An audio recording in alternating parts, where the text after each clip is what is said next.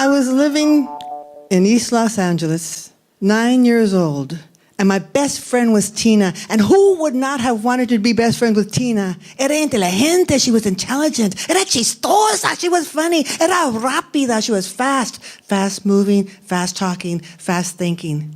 But sometimes she could be mean. Like one time we were all standing around and she said to Teresa Garcia, "Hey, Teresa, how come you said 2 times 4 was 10? 2 times 4 is not 10, it's 8. Pay attention, 10, you get it?" And she started to laugh, and everyone laughed with her because they were afraid not to. And Teresa, she was trying to laugh, but her face was all scrunched up. She looked like she wanted to cry. I felt so sorry for her. I wanted to change the subject. I said, "Hey, here comes Rudy," and they all ran towards Rudy. When Tina did things like that, it made me uncomfortable. But I never said anything to her. She was my best friend. I didn't want her to get mad at me. She lived down the hill, I live up the hill. And every morning we would meet at the top of the corner and walk to school.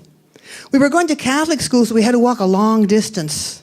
And we would talk, especially about the nuns. They wore those long black dresses and those rectangular boxes on their heads. And we'd talk. Do you think they wear their hair in braids? Maybe they have them in a moño. Maybe they don't have hair. Maybe they shave their hair. Ooh, we were fascinated. And Tina, she talked about who she was talking to and who she was not. Because if she wasn't talking to them, then nobody talked to them. We'd go to school and then come home, and then I'd run down to her house. I loved going to her house because she had 2 older sisters. And her older sisters, all they ever talked about was muchachos, boys. And if they weren't talking about muchachos, they were talking about muchachos. We'd sneak into the room because we liked hearing them, but they always caught us. They'd say, "Get out of here, you pests." And then summer came, the best summer I ever had. There were about 10 of us who would get together every morning at 9:30 and play the whole day long until it was dark. We'd meet at Tina's house because she had this grass that was thick. We called it devil's grass. You could do great headstands. She could stand on her head for the count of 50, and I was the champion cartwheeler. Other times we lay and look at the sky, at the clouds. Hey, that looks like a cow. That looks like a bird. What the heck is that? We'd spend a lot of time playing lots of games. Kick the can, hide and seek, marbles, softball. But the thing we loved doing the best was going down that hill because it was poco peligroso, a little dangerous. At the bottom of the hill there was a bump, and next to it was a big, huge tree. People would start at the bottom of the hill, go over the bump, go a little higher, till they got all the way to the top, and then they'd go down, shoom! And sometimes they went down, shoom, whack, hit the tree. Nobody ever broke any bones, but there were lots of cuts, bruises. Tina and I, we were the champions of the crash bump. That's what we call that bump. We'd get on the top, and we never went next to each other because we figured we'd bump into each other and crash. But we'd go one in front of the other, and we'd take turns, and we'd go down that hill. Shoom! Ah, it was a great summer. And then fall came. School. We were walking to school every day. We'd get to school and do our work. It's the same thing we had been doing. And one day I got to that corner, and she wasn't there. And I thought, where could she be? She always calls me if she's not going to be there.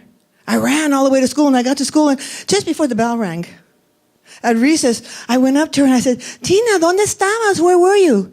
And she looked right past me as though I wasn't there. "Tina, ¿qué está pasando? What's going on?" She looked right past me as though I wasn't there.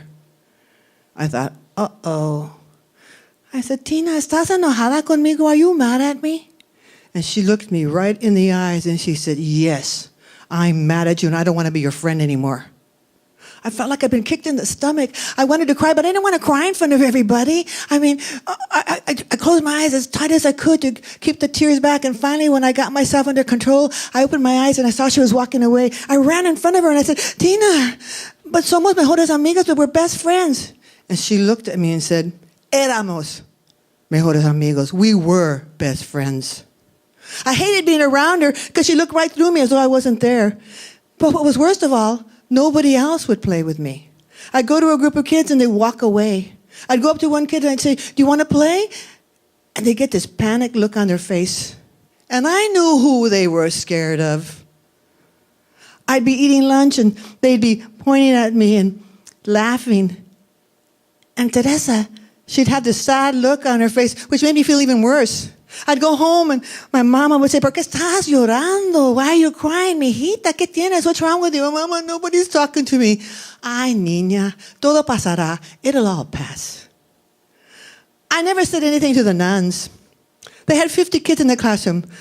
I figured they were glad to have one kid who wasn't talking. One day, I was standing, looking at everybody playing. And Teresa came up to me and she said, "Olga, ¿quieres jugar?" "Huh?" "Olga, do you want to play?" "Huh?" "Olga, do you want to play?" "Oh, yeah, I want to play. I wanted to hug her. I wanted to kiss her. I wanted to kiss her feet." I was so grateful I didn't, though. I figured it'd scare her. We played. And by lunchtime, no one was talking to her. Every day, we would meet. We'd go into school and play together. And she was so funny. She'd make me laugh. And one day I said to her, "Why did you play with me?" She said, "Oh, I couldn't stand it. You look so sad." I said, "Gracias, Teresa." One by one, the kids started coming and playing with us. And one day, there was a knock at my front door. I opened it. It was Tina. She said, "Hi, Olga. Do you want to play?" What I wanted to say was, "No. You were mean to me. I don't want to play with you." A month, nobody spoke to me. "No, I don't want to play with you." But I was afraid of her. So I said, "Oh, no, I've got homework to do." I didn't play with her much after that. I didn't trust her. But she changed. She wasn't as mean as before. I continued to play with Teresa, and then she moved away, and we lost contact. But I never forgot her. When people were being mean to somebody, I always took their side, because I figured if Teresa could be kind to me, I could be kind to someone else.